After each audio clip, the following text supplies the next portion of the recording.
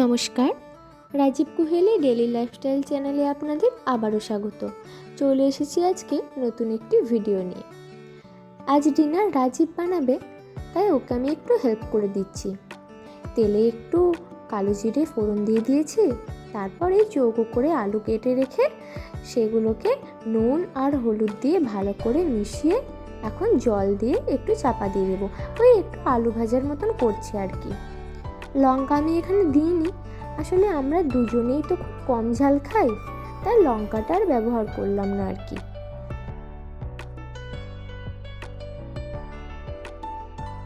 একটু ভালো করে মিশিয়ে নিচ্ছি, তারপর জল দিয়ে চাপা দিয়ে দেবো কিছুক্ষণের জন্য।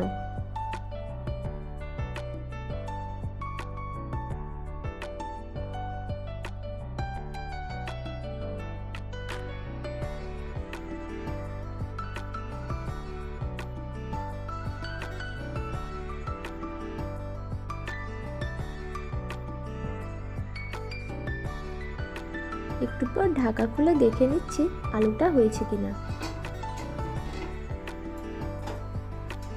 হ্যাঁ, একদম রেডি। এবার নামিয়ে নেব। নামিয়ে নিলাম। এরপর আমি কিছু সবজি কেটে নেব। এখানে আমি শসা, গাজর, কাঁচা লঙ্কা, ধনেপাতা কুচি আর পেঁয়াজ কুচি কেটে নিয়েছি। আর এই দেখুন, এখানে রাজীব কত সুন্দর রুটি বানাচ্ছে। ও খুব ভালো রুটি বানাতে পারে জানেন। আমি কিন্তু এত ভালো রুটি বানাতে পারি না।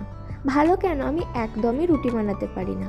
তাই আমাদের বাড়িতে যখন রুটি, লুচি বা পরোটা কিছু হয়, রাজীবই সেগুলো বানায়, খুব ভালো বানায়।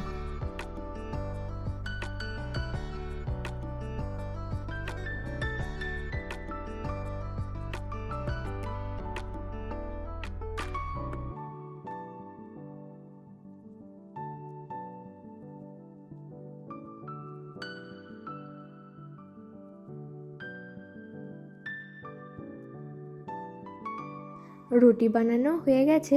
এরপরে ও খাবারটা একে একে রেডি করে নেবে।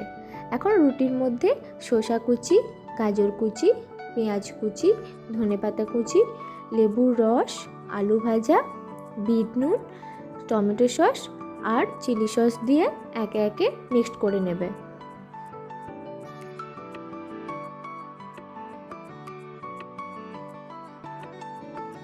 আমি কাঁচা লঙ্কাও কেটে রেখেছিলাম, কিন্তু ও বলল কাঁচা লঙ্কাটা দেবো না, কেননা চিলি সস দেওয়া হচ্ছে তো এমনি একটু ঝাল হবে। তার উপর আমরা তো বেশি ঝাল খাই না, সেই জন্য আর কাঁচা লঙ্কাটা দিলাম না। এটা বানানো হয়ে যায় খুব তাড়াতাড়ি। আপনারা যদি চটজলদি কিছু বানাতে চান তাহলে ডিনারে এটা বানাতে পারেন, খেতে কিন্তু খুব ভালো হয়।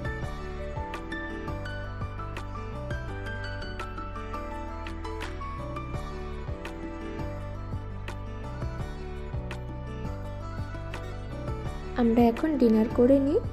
আজ তাহলে আসি, দেখা হবে খুব শীঘ্রই নতুন আরেকটি ভিডিওতে। ধন্যবাদ সকলকে আমার নতুন ভিডিওটি দেখার জন্য। আমার ভিডিওটি যদি আপনাদের ভালো লেগে থাকে তাহলে আমার চ্যানেলটি অবশ্যই সাবস্ক্রাইব করে একটি লাইক করে দেবেন। সকলে ভালো থাকবেন, সুস্থ থাকবেন।